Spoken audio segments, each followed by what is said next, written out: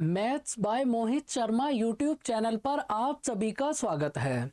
आज के सेशन में समझेंगे ट्रेन एक्सीडेंट वाले क्वेश्चंस को सॉल्व करने की बेस्ट अप्रोच क्या है। तो पहले स्टार्टिंग में समझेंगे कि इन क्वेश्चंस को सॉल्व करने की बेसिक अप्रोच क्या होगी और उसके बाद समझेंगे कि इन क्वेश्चंस को एग्जाम में किस तरीके से सॉल्व करना है। तो एक बार इस क्वेश्चन को ध्यान से रीड करो। यहाँ पर क्या बोला है, एक ट्रेन ने सुबह 8 बजे चलना शुरू करा और 6 घंटे के बाद ट्रेन में कोई टेक्निकल फॉल्ट हो गया और इस वजह से ट्रेन ने अपनी स्पीड के 2/3 से चलना शुरू करा और ट्रेन डेस्टिनेशन तक पहुंचने में 40 मिनट लेट हो गई। अगर ये टेक्निकल फॉल्ट 200 किलोमीटर आगे होता तो ट्रेन डेस्टिनेशन तक पहुंचने में केवल 30 मिनट लेट होती। तो हमें ट्रेन की स्पीड फाइंड आउट करनी है, कितना होगी। बेसिक कॉन्सेप्ट को ध्यान से समझना। देखो, एक ट्रेन ने सुबह 8 बजे चलना शुरू करा और 6 घंटे के बाद ट्रेन में टेक्निकल फॉल्ट हुआ। तो भाई, अगर ट्रेन ने सुबह 8 बजे चलना शुरू करा और 6 घंटे के बाद ट्रेन में फॉल्ट हुआ, तो इसका मतलब इस 6 घंटे में ट्रेन कहीं ना कहीं तो पहुंची होगी ना।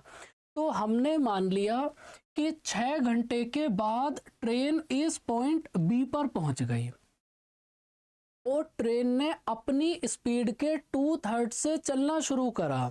मतलब अगर ट्रेन की ओरिजिनल स्पीड है 3 यूनिट, तो ट्रेन ने 2 यूनिट की स्पीड से चलना शुरू करा। और एक बात आपको पता होगी कि अगर कभी भी डिस्टेंस कांस्टेंट है तो स्पीड के रेशियो का इनवर्सली प्रोपोर्शनल होगा टाइम का रेशियो। तो यहाँ पर स्पीड का रेशियो आपको गिवन है। अगर स्पीड के रेशियो को रिवर्स करोगे तो हमारे पास टाइम का रेशियो आएगा। अगर ट्रेन के पहुंचने का ओरिजिनल टाइम है 2 यूनिट, तो ट्रेन के पहुंचने का प्रेजेंट टाइम कितना होगा, 3 यूनिट। तो इसका मतलब आप कहोगे कि ट्रेन 1 यूनिट लेट हुई और इसी 1 यूनिट की वैल्यू आपको कितना गिवन है, 40 मिनट। तो अगर 1 यूनिट की वैल्यू है 40 मिनट, तो 2 यूनिट की वैल्यू कितना होगी, 80 मिनट। तो यहाँ से हमारे को ये पता चला, इस वाले पॉइंट को हम क्या करते हैं, डी मान लेते हैं।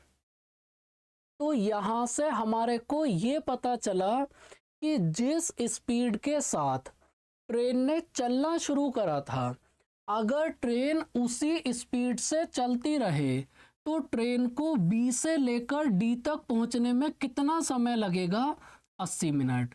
और सबसे पहले ये बताओ, क्या इतनी बात समझ आई। भाई, ट्रेन ने अपनी स्पीड के 2/3 से चलना शुरू करा, तो यहाँ पर स्पीड का रेशियो आ गया। और अगर डिस्टेंस कांस्टेंट है तो स्पीड के रेशियो का इनवर्सली प्रोपोर्शनल होगा टाइम का रेशियो। इसको रिवर्स करोगे तो टाइम का रेशियो आ गया। अगर ओरिजिनल टाइम है 2 यूनिट, तो नया टाइम कितना होगा, 3 यूनिट। तो इसका मतलब ट्रेन कितना लेट हुई, 1 यूनिट। इसी 1 यूनिट की वैल्यू कितना गिवन है, 40 मिनट। तो 2 यूनिट की वैल्यू कितना होगी, 80 मिनट। तो जिस स्पीड के साथ ट्रेन ने चलना शुरू करा था, अगर ट्रेन उसी स्पीड से चलती रहे तो ट्रेन को बी से लेकर डी तक पहुंचने में 80 मिनट का समय लगेगा। यह है फर्स्ट कंडीशन। अब सेकंड कंडीशन में क्या बोला है कि अगर ये टेक्निकल फॉल्ट 200 किलोमीटर आगे होता, अगर ये टेक्निकल फॉल्ट यहाँ से 200 किलोमीटर आगे होता, तो ट्रेन को डेस्टिनेशन तक पहुंचने में 30 मिनट का समय ज़्यादा लगता या फिर ट्रेन 30 मिनट लेट होती। तो यहाँ पर हमारे पास स्पीड का रेशियो गिवन है 3 और 2। स्पीड के रेशियो को रिवर्स करोगे तो हमारे पास आएगा टाइम का रेशियो। तो टाइम का रेशियो कितना होगा, 3:2।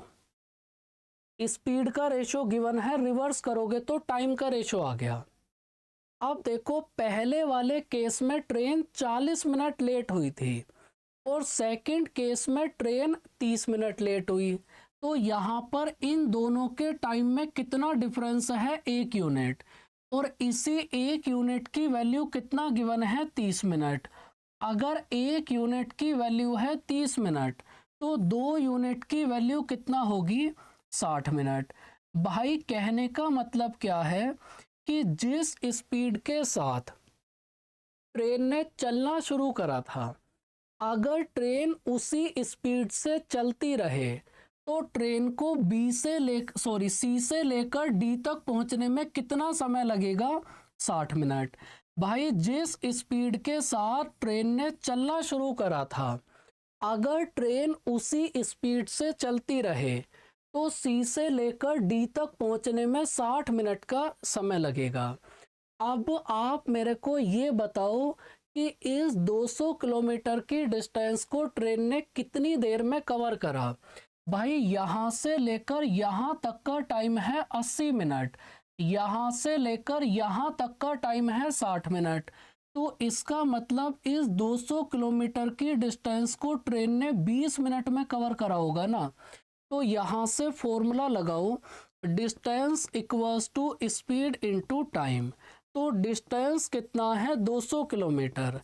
स्पीड हमें फाइंड आउट करनी है, टाइम कितना है? 20 मिनट। तो 20 मिनट को 60 से डिवाइड करोगे तो कितना आएगा? 1/3। तो यहाँ से ट्रेन की स्पीड कितना आएगी? 600 किलोमीटर पर आवर। तो अगर इस टाइप के क्वेश्चन को बेसिक अप्रोच से सॉल्व करना है तो आपको इतना ज़्यादा सोचना पड़ेगा, लेकिन एग्जाम में कभी भी क्वेश्चन को इस तरीके से सॉल्व नहीं करना। एग्जाम के लिए आपको डायरेक्ट एक फॉर्मूला याद रखना है। भाई आपने टाइम, स्पीड एंड डिस्टेंस जहां से भी पढ़ा होगा, हर फैकल्टी ने आपको एक फॉर्मूला जरूर नोट कराया होगा। डिस्टेंस इक्वल्स टू स्पीड की मल्टीप्लाई अपॉन स्पीड का डिफरेंस और इनटू टाइम। स्पीड की मल्टीप्लाई अपॉन स्पीड का डिफरेंस और इनटू टाइम। तो एग्जाम में आपको इस फॉर्मूले की हेल्प से चीज़ों को सॉल्व करना है। देखो, ट्रेन ने अपनी स्पीड के 2/3 से चलना शुरू करा, तो अगर ट्रेन की ओरिजिनल स्पीड को s मान लें तो ट्रेन की न्यू स्पीड कितना होगी? 2/3s। भाई अगर ट्रेन की ओरिजिनल स्पीड को s मान लिया तो ट्रेन की न्यू स्पीड कितना होगी? 2/3s। तो स्पीड की मल्टीप्लाई अपॉन स्पीड का डिफरेंस, स्पीड की मल्टीप्लाई अपॉन स्पीड का डिफरेंस इनटू टाइम। देखो, पहले वाले केस में ट्रेन 40 मिनट लेट हुई, दूसरे वाले केस में ट्रेन 30 मिनट लेट हुई। तो यहाँ पर इन दोनों के बीच में कितना डिफरेंस बना? 10 मिनट का। भाई पहले वाले केस में ट्रेन 40 मिनट लेट हुई और दूसरे वाले केस में ट्रेन 30 मिनट लेट हुई, तो इन दोनों के बीच में कितना डिफरेंस है? 10 मिनट का। अब ये बताओ कि इन दोनों के बीच में 10 मिनट का डिफरेंस क्यों आया? क्योंकि ये जो टेक्निकल फॉल्ट है ये पहले से 200 किलोमीटर आगे हुआ। भाई इस फॉल्ट के 200 किलोमीटर आगे होने की वजह से ही तो ये 10 मिनट का डिफरेंस आया ना। अब यहाँ से सॉल्व करो, 2 ये इससे हमारे पास ये कट गया, 1/6, 2 से काटोगे कितना आएगा? 100 इंटू 6। तो ट्रेन की स्पीड फाइंड आउट करोगे तो भाई कितना आएगी? 600 किलोमीटर पर आवर। और अब बताओ, क्या अब तो आपको बात समझ आई? बहुत सही, बहुत बढ़िया अप्रोच आपको मैं समझा रहा हूँ। इस क्वेश्चन को जहां भी आप सॉल्व करोगे हमेशा आपको बेसिक अप्रोच से ही समझाया जाएगा। एक बार फिर आपको मैं समझाने की कोशिश करता हूँ। डायरेक्ट आपको करना क्या है? फॉर्मूला अप्लाई करो। फॉर्मूला अप्लाई करते ही 2 स्टेप में आंसर आ जाएगा। देखो, ट्रेन ने अपनी स्पीड के 55.5/9% से चलना शुरू करा तो भाई इसकी फ्रैक्शन वैल्यू कितना होगी 5/9। तो अगर ट्रेन की ओरिजिनल स्पीड को एस यूनिट मान लें तो ट्रेन की न्यू स्पीड कितना होगी 5/9 इंटू एस। तो स्पीड की मल्टीप्लाई अपॉन स्पीड का difference into time equals to क्या होगा डिस्टेंस। तो यहाँ पर जो फॉल्ट है उसमें कितना गैप है 150 किलोमीटर का, तो डिस्टेंस कितना आएगी 150। अब आपको टाइम पता करना है। देखो पहले वाले केस में ट्रेन इतने घंटे लेट होगी, पहले वाले केस में ट्रेन इतने घंटे लेट हुई और दूसरे वाले केस में ट्रेन इतने घंटे लेट हुई। तो दोनों ही केस में ट्रेन लेट हुई ना, तो इन दोनों के बीच का डिफरेंस पता करो कितना होगा। भाई इस चीज को कितना लिखोगे 110/9 और सेकंड वाले को कितना लिखोगे 98/9। तो इन दोनों के बीच में कितना डिफरेंस आएगा 12/9 का मतलब 4/3। तो टाइम के प्लेस पर आपको लिखना है 4/3।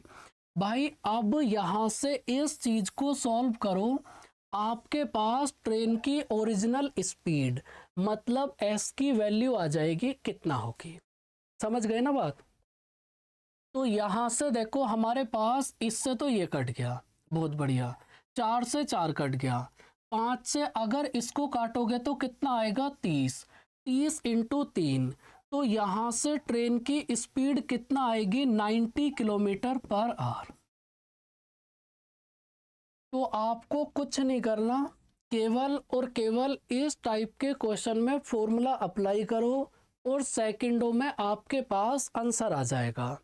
अब देखो एक बहुत फेमस सवाल करते हैं, ये सवाल आपने फेसबुक वगैरह में टेलीग्राम ग्रुप में इधर उधर घूमता हुआ बहुत देखा होगा, जबकि इस क्वेश्चन को भी अपने को बिल्कुल इसी अप्रोच से सॉल्व करना है। देखो यहाँ पर कुत्ते ने अपनी स्पीड के 3/4 से चलना शुरू करा। तो अगर डॉग की ओरिजिनल स्पीड को एस यूनिट मान ले तो न्यू स्पीड कितना होगी 3/4 इंटू एस।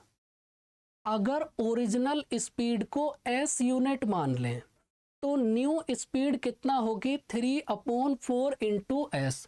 तो स्पीड की मल्टीप्लाई अपॉन स्पीड का डिफरेंस, स्पीड की मल्टीप्लाई अपॉन स्पीड का difference into time equals to distance. तो डिस्टेंस हमारे पास कितना आएगी 24 किलोमीटर। डिस्टेंस हमारे पास कितना आएगी 24 किलोमीटर। तो अब आपको टाइम के बारे में पता करना पड़ेगा कि टाइम के प्लेस पर कितना लिखोगे।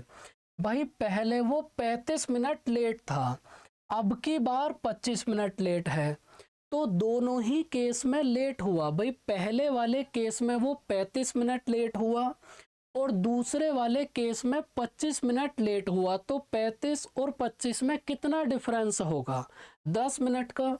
तो यहाँ पर टाइम आएगा 10 मिनट।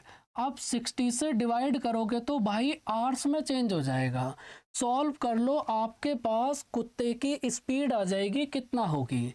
तो यहाँ से देखो ये कट गया, ये हमारे पास ऐसे आएगा, 3 से काटोगे तो 2 और 24 इंटू 2। तो हमारे पास डॉग की स्पीड कितना आएगी 48 किलोमीटर पर आवर। तो इस टाइप का कोई भी कैसा भी सवाल आ जाए, सॉल्व करने की बेस्ट अप्रोच है कि आप इस तरीके से सॉल्व करो। उम्मीद है कि बेसिक पार्ट भी आपका एकदम क्लियर होगा और ये शॉर्ट ट्रिक भी आपको एकदम क्लियर होगी। तो आज के सेशन में यहीं तक, इसके बाद मिलेंगे नेक्स्ट क्लास में। तब तक के लिए अपना ध्यान रखें, हंसते रहें, मुस्कुराते रहें। बाय बाय बच्चों, टेक केयर।